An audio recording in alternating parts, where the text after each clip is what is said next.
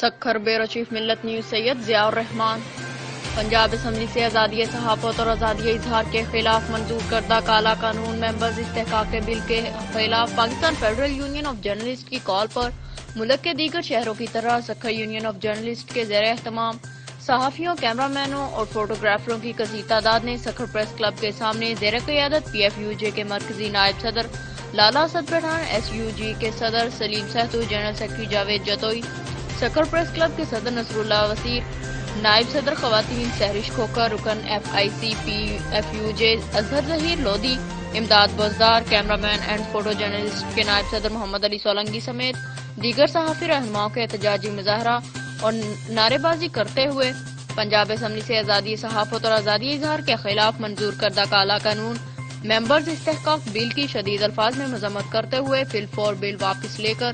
صحافی برادری میں پائی جانے والی بے چینی دور کرنے کا پرزور مطالبہ کیا گیا۔ اس موقع پر پی ایف یو جے کے مرکزی نائب صدر لالا اسد پٹھان اور دیگر صحافی رہنماؤں کا کہنا تھا کہ موجودہ حکومت صحافی برادری کو تحفظ فراہمی کے سمیت ان کے جائز حقوق فراہم کرنے میں ناکام ہے۔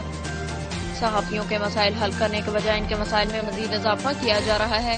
جو سراسر ظلم و زیادتی ہے، جو کسی صورت برداشت نہیں کریں گے۔ صحافی رہنماؤں نے حکام بالا سے نوٹس لے کر فٹ فار پنجاب اسمبلی سے آزادی صحافت اور آزادی اظہار کے خلاف منظور کردہ کالا قانون ممبر استحقاق بل